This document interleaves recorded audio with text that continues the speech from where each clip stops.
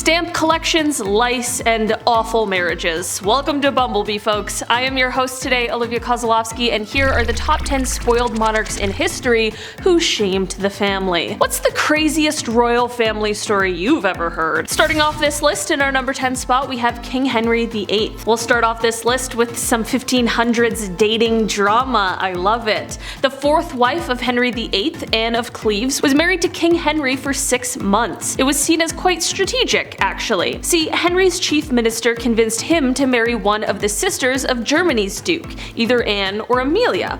So in order to decide, Henry requested that Hans Holbein, famous painter, travel all the way to Cleves to paint a portrait of each sister.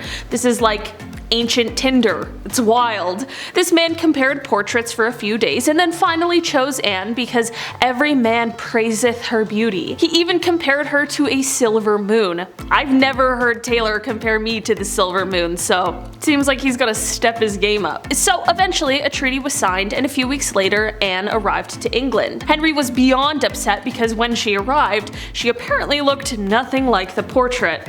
How horrible is that? It's 6 a.m., you just met your new husband after traveling upriver by barge, and the dude has the audacity to say you don't resemble a Victorian painting. Awesome! He even tried to stop the wedding, but it was too late at that point, so they had to follow through. Imagine still having to follow through. On January 6, 1540, their marriage was official, but soon after, Anne gladly accepted the divorce, then lived as the king's sister peacefully until her death in 1557. Historians believe that it was cancer. In our number 9 spot today, we have King James. Before I dive into this one, guys, don't forget to hit that thumbs up if you're enjoying the video. It does really help us out. Not to be confused with LeBron James, this is a different king. In an official 16th century medical book, the actual medical advice at one point was to not bathe. Quote, "Use not baths or stews, nor sweat too much, for all openeth the pores of a man's body, and maketh the venomous air to enter, and for to infect the blood." First of all, why is every shred of medical knowledge from the past always written in riddles? God forbid you have bronchitis in the 16th century, a doctor would be like, "Ah yes, just a drop of ale and a witch's flick, you'll be well on your way."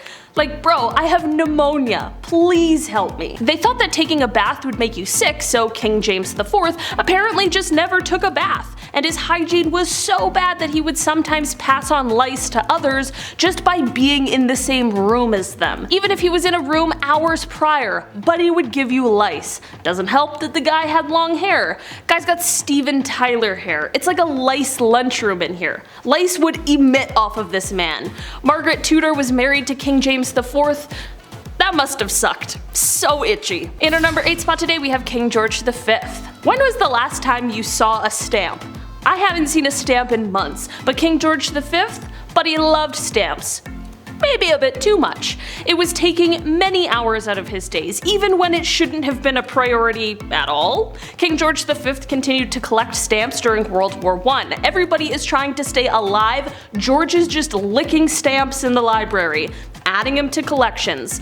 Like all collections, the king started at an early age, but in the end of his days, George had albums and albums and albums. So many stamps. He had around 330 albums, each with 60 pages full of stamps. That's so many stamps. In 1905, George set an all-time stamp record. It was the most money ever spent on a stamp. The man dropped like 220,000 on one stamp. That's some Logan Paul shit. So naturally, he was nicknamed the King of Stamps, or rather, the King of Philately. That's the official term for collecting stamps. Some stamp jargon for ya. There you go. Welcome to Bumblebee. We're learning. Smash that thumbs up. In our number 7 spot today, we have King Rudolph II. The Holy Roman Emperor from 1552, he was known as a collector. Some princes collect stamps, others collect zoo animals. A little more badass if you ask me.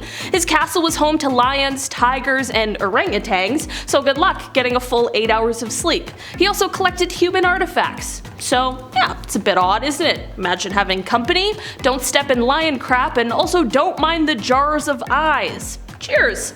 King Rudolph II, he's quite important in history. He supported the scientific revolution quite a bit. He also poured tons of money into astrology, so he was into cool stuff too, besides the kidneys and kangaroo collections. In our number 6 spot today we have King George IV.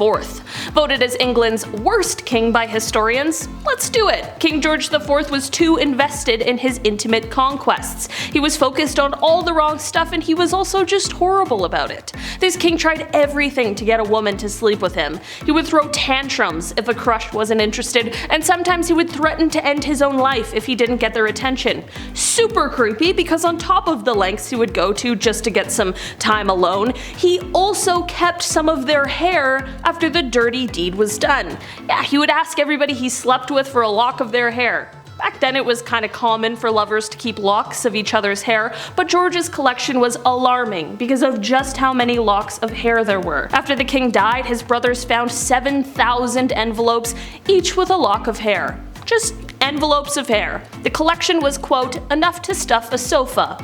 This insane collection is now in a museum in Scotland, so check that out if you want to feel sick. In our number 5 spot today we have Christian VII. Christian.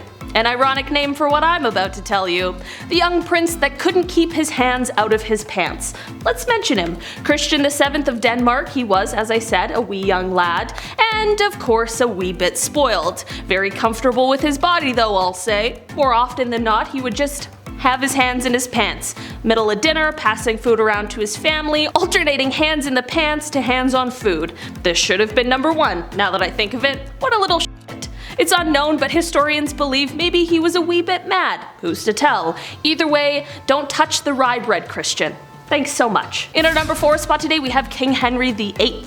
Of course we have to talk about Henry VIII, he's pretty bad. Henry VIII was the King of England from 1509 to 1547. He's been married a handful of times and they all went south. When Henry married Catherine Howard, he was 49 and Catherine was a lot younger. Classic 1500s stuff. After the two were married, Henry was not the same as he was when they had met.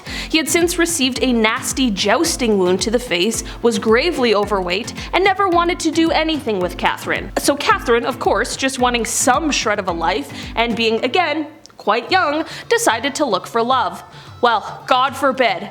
God forbid you try and have a life in the 1500s. The young queen was accused of having an affair and was publicly and horribly taken out in the courtyard. She was accused of cheating before they even got married, and in turn, lost her head. Horrible times. In our number 3 spot today we have Don Carlos. Prince of Asturias in the mid-1500s, the Spanish prince who just enjoyed being the worst human alive. Back in the mid-1500s, the eldest son to King Philip II of Spain was a horrible person. Now, it's been noted that he was born with a hunchback and one leg was shorter. Historians like to bring that up first, and how maybe he had the odds against him physically. That sucks on one hand, but it's how you deal with it and how you deal with others that shows what type of person you are, let alone leader. Don Carlos was made hero of the opera by his dad, Philip II of Spain, so right off the hop, easy promotion. All about who you know. Don Carlos would hurt people a lot. He would hurt animals for fun as well. As a true crime enthusiast, you know that's a red flag. According to historians, Don Carlos once made a cobbler eat a pair of boots because he didn't like how they looked. He made somebody eat a pair of boots. We're not gonna feel bad for Don Carlos on Bumblebee today. No sir, he was set up to marry Elizabeth of Valios, the eldest daughter of King Henry II, but after a few hours with the man, she decided there's absolutely no way in hell, so she married his father instead, King Philip, in 1560. In 1564, a few brides were lined up for Don Carlos, Mary Queen of Scots, Margaret of Valios, and Anne of Austria. When Carlos was plotting to take out his own father, he was caught and imprisoned in solitary confinement until his death 6 months later. In our number 2 spot today we have the personal sheet changer. I can't tell if this is the worst job to have or the best. Here we go. Royals have been sweating constantly about people trying to take them out. Taylor's mentioned Boy Jones on here a few times. That guy that stalked the queen. It's terrifying. People are terrifying. Boy Jones would go through the queen's drawers. Big ew. So historically, the royal family would try their best to anticipate an attack, be as safe as you can be, like the kissing sheets for example. Have you ever heard about this royal position? A great deal of monarchs hired taste testers to make sure nobody poisoned them, and they also had a guy get tucked in the king's sheets. I would much rather have the latter. King Henry VIII hired somebody to make sure his bed wasn't poisoned, so you were required to make the king's bed every morning, but you also had to rub all the sheets down before bedtime. You'd have to kiss the bed sheets to make sure that they weren't poisoned. Sleep tight, all safe here. Don't mind the bad breath on all of your pillows. You're safe though. Alright, time to clock out for the day. Clothes as well, that was touched. Maybe not kissed, but for sure touched. Guys wearing my clothes in my bed, no way I'd rather get poisoned. Take my jeans off. In our number 1 spot today we have King Louis XIV. We gotta talk about perhaps one of the worst sights to see in the royal household. Back in the olden days, enemas were the talk of the town. Rather, the palace. Like most things in the 1400s, only the rich could afford the enema supplies, specifically King Louis XIV. Guy loved enemas. It is believed that over the course of his life, Louis XIV received thousands of enemas. In just 1 year, Louis received 212 enemas. He would always take it a step further, and dare I say a step fancier, by using almond milk. Imagine being married to a guy and he pulls out the almond milk. Like, not again, Louis, come on. I just ate, man. No. Guys, that's it. Thanks so much for checking out this video. I've been your host today, Olivia Kozlowski. I'll see you again very soon. Bye, bumblebees!